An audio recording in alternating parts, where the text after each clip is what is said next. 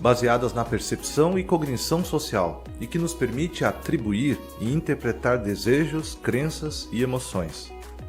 Essa habilidade de identificar e atribuir estados mentais em nós mesmos e nos outros é chamada de teoria da mente. A teoria da mente se baseia no fato de que a nossa mente não é um objeto diretamente observável e que principalmente não possuímos o acesso direto à mente dos outros. O modo como cada indivíduo lida com essas premissas é baseado somente em pressuposições de que os outros possuem uma mente análoga à nossa, que possuem sentimentos e comportamentos motivados por razões semelhantes às nossas. Tais pressuposições se formam quando há fatores observáveis no comportamento alheio, gestos, olhares, linguagem corporal e linguagem falada. O meio como essa habilidade funciona pode ser descrito através do processamento das informações, sejam perceptivas ou cognitivas, captadas em comportamentos e no ambiente contextual, o que pode resultar em uma inferência ou indução do estado mental do outro. O entendimento dessa habilidade de inferência de estados mentais é amparado por conceitos de outras duas teorias, a teoria do cognitivismo e a teoria do comportamento. O cognitivismo estudado em psicologia é um conceito teórico para o entendimento da mente. Estuda elementos e métodos quantitativos para descrever funções mentais, como modelos de processamentos de informações. Em outras palavras, é uma análise de como os humanos enfrentam tarefas mentais e criam modelos explicativos para a solução dessas tarefas. Um exemplo de como podemos quantificar estados mentais é o caso da atenção. Quando nos encontramos em um estado de sobrecarga de estímulos, precisamos selecionar um feixe menor de informações para processar, um foco direcionado, aumentando o desempenho em determinadas tarefas. Uma evolução dessa habilidade é descrita nos estudos do hiperfoco, perceptíveis em alguns diagnósticos, os quais falarei mais adiante. Outro exemplo de cognitivismo é a habilidade de percepção, que inclui os sentidos captados nas experiências e depois o processamento dessa informação, em formato de análise e ponderação. Já a teoria do comportamento considera as reações de um humano frente às interações com o ambiente no qual está inserido. Estuda os efeitos no indivíduo ou coletivo frente ao meio social e baseia-se na análise de estados mentais intencionais e representativos. Um exemplo desse conceito é o caso dos reforços positivos e reforços negativos nas terapias de condicionamento operante. O reforço positivo é o método de se induzir comportamentos positivos através da adição de reconhecimentos favoráveis sequenciais a determinadas ações positivas. Por exemplo, o caso do funcionário que, quando atinge uma meta, recebe um bônus pelo esforço. Tal reforço positivo permite que o funcionário adote comportamentos futuros que aumentam a possibilidade de ocorrências semelhantes, nesse caso, o recebimento de um novo bônus. Do mesmo modo que um funcionário que se empenha em uma empresa e após cumprir a meta estabelecida não recebe a recompensa prometida do bônus, aumentará as chances de não repetir o mesmo comportamento, justamente devido ao reforço negativo do não recebimento do bônus. Ainda nos conceitos da teoria do comportamento se percebem outros tipos de reforços, como no caso dos reforçadores sociais que definem séries de comportamentos para se evitar a alienação e isolamento. Por exemplo, o jovem que, mesmo não se sentindo à vontade em jogar futebol, decide se matricular para evitar o isolamento social frente aos seus colegas. A capacidade de perceber e inferir estados mentais com o amparo das teorias cognitivas e de comportamento é uma habilidade sociocognitiva que resulta em um conceito chamado mentalização.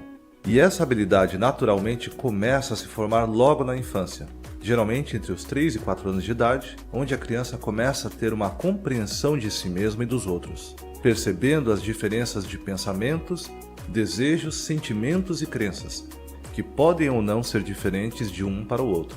Esse choque de realidade, aprendido de forma intuitiva nas interações sociais, se torna uma das bases mais sólidas na vida de um indivíduo e terá impactos gigantescos no modo como se relaciona em sociedade e, sobretudo, como lida com seus próprios sentimentos e emoções. É nessa época que lidamos com nossas primeiras objeções e frustrações, e que começam a definir os limites nas diferenças dos nossos anseios e os anseios alheios.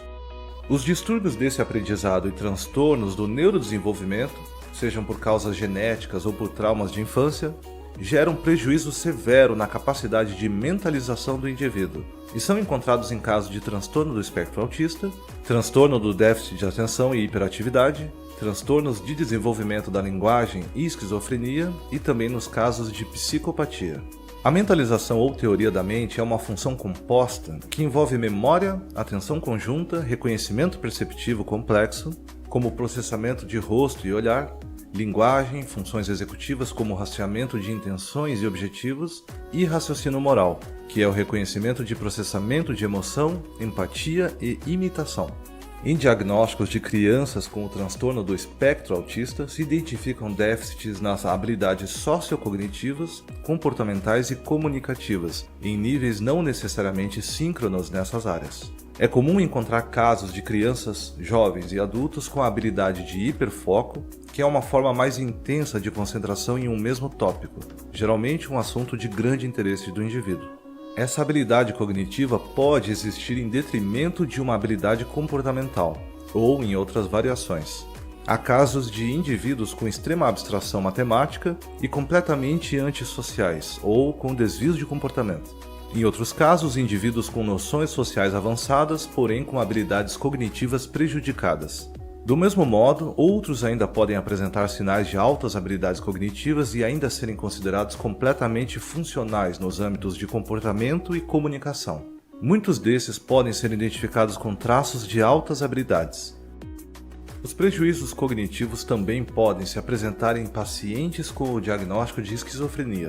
Podem se manifestar com o prejuízo na memória, na atenção e no funcionamento executivo. A ciência, assim como no caso do transtorno do espectro autista, não possui uma concordância em um nível preciso desse déficit. Para alguns pacientes com esquizofrenia, medicamentos antipsicóticos de segunda geração podem ter um impacto positivo na cognição.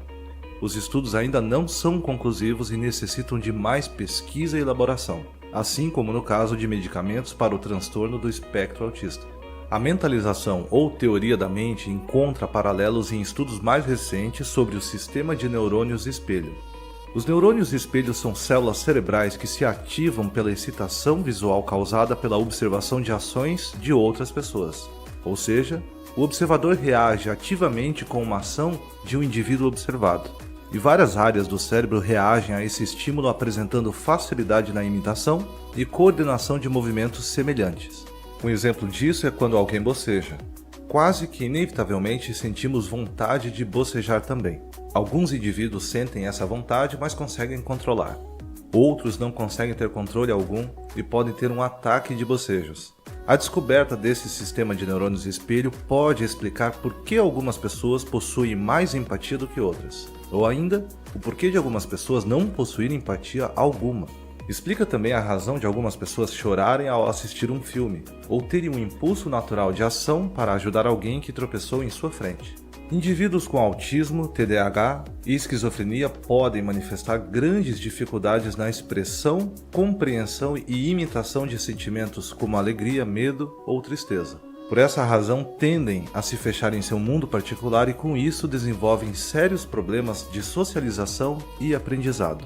E justamente é o grupo mais afetado e associado aos déficits cognitivos, em conjunto com o prejuízo nas áreas cerebrais associadas aos neurônios espelho. Quando nos vemos relacionados a um grupo e mantemos interações com as pessoas de forma ativa e intensa, nosso cérebro responde liberando dopamina, o que ajuda na retenção de dados na memória e cria novos reforços à ação. Com base nisso, os avanços nas tecnologias educacionais e o estudo dos processos cognitivos visam o alcance de resultados e o desenvolvimento de mentes mais fortes, com caminhos neurais mais expandidos. Firmado nessa perspectiva, a consciência humana interfere e produz caminhos inimagináveis onde a neurociência e tecnologias cognitivas se complementam em nossa constante busca do conhecimento, da compreensão de nós mesmos no mundo e das melhorias em qualidade de vida. Se você gostou do vídeo, deixe seu like e inscreva-se no canal. Isso ajuda o YouTube a divulgar esse trabalho para mais pessoas. Muito obrigado por assistir e até o próximo vídeo.